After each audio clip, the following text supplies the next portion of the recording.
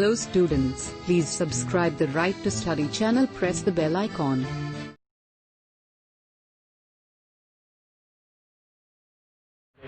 Hi everyone, welcome back to my YouTube channel. तो आज आप सभी का स्वागत है लेक्चर 4 में। तो आज हम लोग पढ़ेंगे, आज हम लोग डिस्कस करेंगे अबाउट साल्ट के बारे में, ठीक है। लेक्चर 3 में हम लोग स्ट्रॉन्ग बेस और वीक बेस के बारे में पढ़े थे, और लेक्चर 4 में हम लोग पढ़ेंगे अबाउट साल्ट के बारे में, ठीक है। तो आइए टाइम को बिना गंवाते हुए हम अपने लेक्चर पे चलते हैं। तो सबसे पहले लवण मतलब साल्ट किसे कहते हैं। आप सब कोई घर पर रोज़ साल्ट का यूज करते हैं, जैसे नमक का आप सब कोई यूज करते होंगे, खाते होंगे, ठीक है। तो उसी के बारे में हम लोग डिस्कस करेंगे लवण। तो देखिए कुछ नहीं है, लवण में कह रहा है वैसा यौगिक, क्या कह रहा है, वैसा यौगिक जिनका निर्माण किसी अम्ल का किसी क्षार की अभिक्रिया के परिमाण के स्वरूप होता है। किसके स्वरूप होता है? अम्ल का किसी क्षार की अभिक्रिया के परिमाण के फलस्वरूप एवं जिसमें अणु के यौगिक में उपस्थित हाइड्रोजन परमाणु किसी धातु द्वारा विस्थापित होते हैं। किसके बाबू? अणु के यौगिक में उपस्थित हाइड्रोजन परमाणु किसी धातु द्वारा विस्थापित होते हैं, और अम्ल तथा भस्म की अभिक्रिया से क्या बनता है? लवण तथा जल बनता है। कहने का मतलब है बाबू, लवण का निर्माण जो होता है, अम्ल भस्म से अभिक्रिया करता है तो लवण बनता है। लवण के साथ साथ किसका निर्माण करता है? जल का, ठीक है। उस यौगिक से हाइड्रोजन को क्या कर देता है? विस्थापित कर देता है।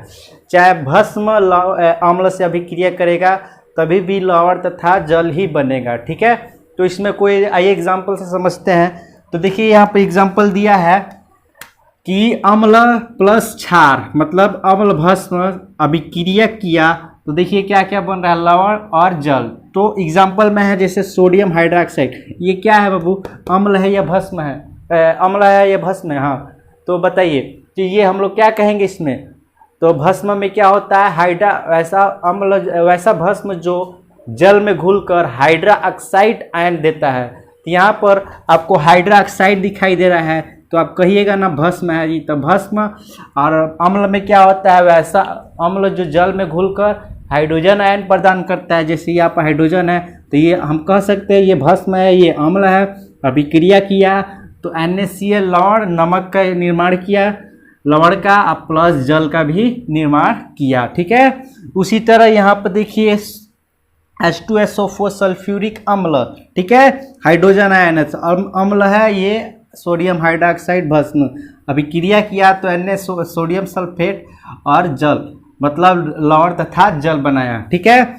तो यहाँ पर सल्फ्यूरिक अम्ल, सोडियम हाइड्रोक्साइड, उसी तरह सोडियम सल्फेट और जल बनाया। तो हम कह सकते हैं अम्ल चाहे भस्म से अभिक्रिया करे तो तभी भी लवण तथा जल ही बनाएगा, या तो भस्म अम्ल से अभिक्रिया करे तभी भी लवण तथा जल ही बनाएगा।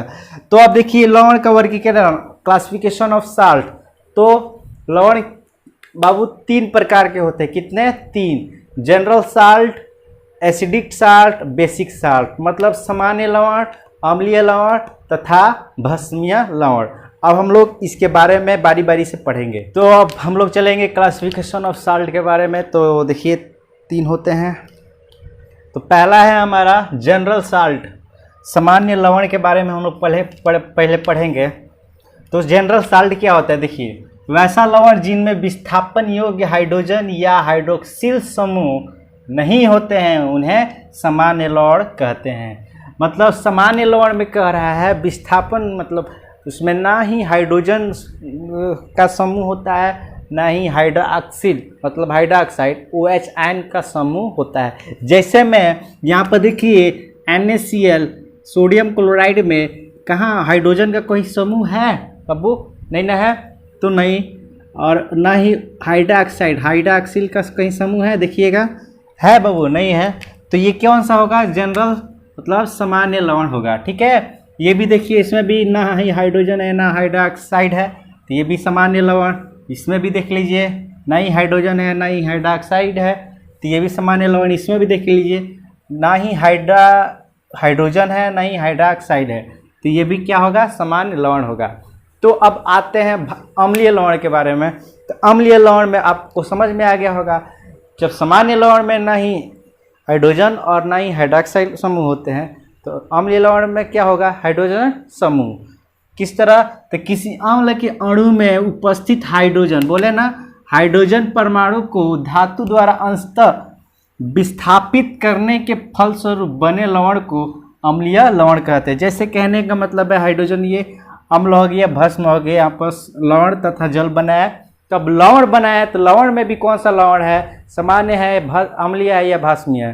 तो देखेंगे यहाँ पर देखिए सोडियम सल्फेट है, हाइड्रोजन सल्फेट में हाइड्रोजन दिखाई दे रहा है, हाइड्रोजन दिखाई दे रहा है ना। तो हाइड्रोजन बाबू किस में आता है, अम्ल में या भस्म में, तो अम्ल में आता है। तो ये अम्लीय लवण होगा, क्या होगा, अम्लीय लवण। ठीक है, तो सोडियम बाई सल्फेट किसका एग्जाम्पल होगा, कौन सा लवण होगा, अम्लीय लवण। Okay, doubt clear. मतलब किसी भी लवण में जब हाइड्रोजन आ जाएगा ना, सिर्फ हाइड्रोजन, तो हम लोग कहेंगे क्या, वो अम्लीय लवण होगा। ठीक है, नेक्स्ट है भास्मीय लवण, बेसिक साल्ट। कहने का मतलब किसी क्षार के अणु में उपस्थित हाइड्रोक्सिल आयन, क्या उपस्थित हाइड्रोक्सिल आयन को धातु द्वारा अंशतः विस्थापित करने के फलस्वरूप बने लवण को भास्मीय लवण कहते हैं। जिस तरह हम लोग सामान्य लवण में ना ही हाइड्रोजन का समूह था ना हाइड्रॉक्साइल का, वो सामान्य लवण हुआ, और अम्लीय लवण में हाइड्रोजन का समूह था तो वो अम्लीय लवण, और भास्मीय लवण में हाइड्रॉक्सिल, यहाँ पर देखिए हाइड्रॉक्सिल का समूह कैसे है, OH आयन यहाँ पर दिखाई दे रहा है। तो OH किस में आता है, तो भस्म का बाबू परिभाषा मालूम है ना, वैसा भस्म जो जल में घुलकर OH आयन प्रदान करे। और ये लवण है तो लवण में भी कौन सा है, तो OH है, तो भास्मीय लवण होगा। यहाँ पर भी देखिए तो भास्मीय लवण, ये भी OH है, मैग्नीशियम आयोडाइड, तो भास्मीय लवण, OH तो भास्मीय लवण। इस प्रकार हम लोग सामान्य लवण, अम्लीय लवण और भास्मीय लवण को पहचान सकते हैं। ओके, अब देखिए हम लोग pH स्केल के बारे में पढ़ेंगे। ठीक है, सूचक आप समझते हैं, इंडिकेटर जिसे बोलते हैं, मतलब इंडिकेटर इस सूचक ये होता है तो किसी पदार्थ का अम्लीय तथा क्षारीय, कोई पदार्थ अम्लीय है या क्षारीय है या क्या कहते हैं उदासीन है, उसको इंडिकेट करता है, उसे हम लोग क्या कहते हैं, सूचक कहते हैं। तो सूचक भी कई प्रकार के होते हैं बाबू, जैसे pH स्केल मापक द्वारा हम लोग मानते हैं, और भी कुछ है तो हम लोग पढ़ेंगे। तो आइए सबसे पहले पढ़ रहे हैं pH स्केल के बारे में। ठीक है, pH स्केल क्या होता है, कह रहा है अम्लीयता और क्षारीयता को व्यक्त करने के लिए एक स्केल का प्रयोग किया जाता है जिसे pH स्केल कहते हैं। मतलब pH स्केल उसे कहते हैं जो pH स्केल का काम यह होता है बाबू कि यह क्या करता है, किसी पदार्थ का अम्लीयता तथा क्षारीयता को व्यक्त करता है, मतलब बताता है कि कोई पदार्थ अम्लीयता है या क्षारीयता है। जैसे मैं अथवा मैं दिया है किसी विलयन में हाइड्रोजन आयन के सांद्रण के व्युत्क्रम के लघुगणक को pH स्केल कहते हैं। जैसे मैं यहाँ पर देखिए pH स्केल का फॉर्मूला है, pH scale equal to log 1 by hydrogen ion है ना H+। इसको ये क्या किया है, ऊपर से नीचे आया है तो -1 हुआ है, तो इसको हम लोग सॉल्व किए हैं, -1 इंटू log H+ और -log H+, ये आपका pH स्केल का फॉर्मूला है। तो यहाँ पर देखिए VBI ये क्वेश्चन है, इसमें क्या है, किसी भी जलीय विलयन के लिए pH का मान 0 से 14 के बीच कुछ भी हो सकता है। मतलब कह रहा है कि मतलब pH स्केल का जो मान होता है 0 से 14 तक होता है, और कोई पदार्थ अम्लीय है या क्षारीयता है तो 0 से 14 के बीच में कोई भी संख्या हो सकता है, और उसी संख्या से हम लोग को पता चलेगा कि वो पदार्थ अम्लीय है या क्षारीय। ठीक है, तो चलिए देखा जाए अब pH स्केल में अम्लीय विलयन कितना होगा, मतलब उसका मान कितना होगा तो अम्लीय होगा, कितना pH स्केल में मान होगा तो वह क्षारीय होगा, और pH स्केल में कितना नंबर होगा तो वो उदासीन होगा। तो अभी हम वही पढ़ेंगे। तो अम्लीय में कह रहा है, तो अम्लीय में वैसा विलयन जिसका पीएच मान 7 से कम हो। क्या हो बाबू, कह रहा है 7 से कम हो, उसे अम्लीय विलयन कहते हैं। मतलब अम्लीय विलयन में 7 से कम, जितना कम होगा वो अम्लीय विलयन कहलाएगा। जैसे 0 से 6 तक, मान लीजिए कि 5 हो गया, जैसे नींबू का पीएच मान पूछ दिया तो 2.4, तो 2.4 तो 7 से कम ही न है, तो ये अम्लीय होगा, क्षारीय अम्लीय होगा। उसी तरह अगर कोई किसी भी पदार्थ का अम्लीय जो क्या कहते हैं पीएच मान 5 हो गया तो क्या होगा, अम्लीय या क्षारीय, तो अम्लीय। मतलब 7 से कम होगा जिस पे पदार्थ का पीएच मान, तो वो क्या होगा, अम्लीय होगा। ठीक है, वैसी तरह क्षारीय में कह रहा है, तो वैसा विलयन जिसका पीएच मान 7 से अधिक हो उससे हम लोग क्षारीय विलयन कहते हैं। जैसे 7 से अधिक किसी भी पदार्थ का विलयन, जैसे कोई कह दे आपका मतलब जैसे 8.4, ठीक है, 8.4 किसी पदार्थ का पीएच मान है, तो 8.4 ये क्या दर्शाएगा, अम्लीय है या क्षारीय, आप बताइए। तो 7 से अधिक कह रहा है, तो 7 से अधिक होता है तो क्या होता है बाबू, क्षारीय होता है। ठीक है, तो 8.4 7 से ज़्यादा है या कम, ज़्यादा है ना, तो ये पदार्थ क्या होगा, क्षारीय होगा। ठीक है, और 7 से कम होगा तो वह अम्लीय। और कह रहा है उदासीन विलयन, तो ऐसा विलयन जो जिसका पीएच मान 7 हो, कितना, 7, जिसका पीएच मान 7 होता है वो क्या होता है, उदासीन होता है। जैसे आपका पानी होता है ना 7, उसका पीएच मान होगा 7, तो जैसे जल हो गया, मतलब उदासीन है ना, उसका जो मतलब जिस पदार्थ का पीएच मान 7 होगा वो क्या होगा बाबू, उदासीन। ठीक है, तो हमारा यही है अम्लीय विलयन और क्षारीय विलयन में और उदासीन विलयन में। अम्लीय विलयन में 7 से कम, क्षारीय में 7 से अधिक और उदासीन में 7। ठीक है, अब आइए पीएच स्केल की महत्वपूर्ण बातें को हम लोग जानते हैं। तो पीएच स्केल की महत्वपूर्ण बात क्या क्या है बाबू, तो पहला बात कह रहा है कि अम्लीय विलयन का पीएच मान 7 से कम होता है। अम्लीय विलयन का पीएच मान क्या होता है, 7 से कम होता है। ठीक है, ये तो हम लोग जान गए।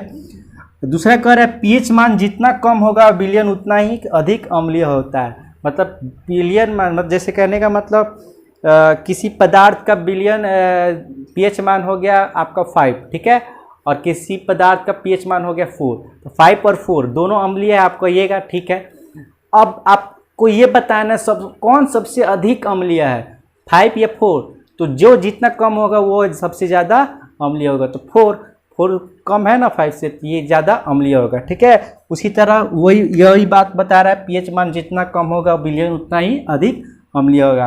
और तीसरा कह रहा है शुद्ध जल का पीएच मान 7 होता है। शुद्ध जल का पीएच मान क्या होता है बाबू, 7। कैसे में, तो आप देखिए यहाँ पर जल का फॉर्मूला जो होता है क्या होता है बाबू, जल का फॉर्मूला H2O, सब कोई पढ़े होंगे, हाइड्रोजन ऑक्साइड, है ना। अब देखिए ये पीएच मान, इसको अब इसमें हम लोग देखेंगे हाइड्रोजन कितना है इसमें, H, 2 हाइड्रोजन है। कितना है बाबू, हाइड्रोजन की संख्या 2, यहाँ पर OH। देखिए अब आप बताइएगा, अम्ल में हाइड्रोजन आयन होता है, मतलब ऐसा अम्ल जो जल में घुलकर हाइड्रोजन आयन दे, हाइड्रोजन आयन दिया, और भस्म में होता है वैसा भस्म जो जल में घुलकर OH आयन देती है, यहाँ पर OH आयन। देखिए तो अम्ल भस्म अभिक्रिया करके लवण तथा जल बनाता है ना। तो देखिए, तो अम्ल भस्म से अभिक्रिया कर दिया तो ये क्या होगा, उदासीन होगा। क्या होगा, उदासीन, लवण तथा जल। तो वही ये यहाँ से प्रूफ होता है। तो कहेंगे शुद्ध जल का पीएच मान क्या होता है, 7 होता है, और या उदासीन विलयन का पीएच मान भी 7 होता है, कह सकते हैं।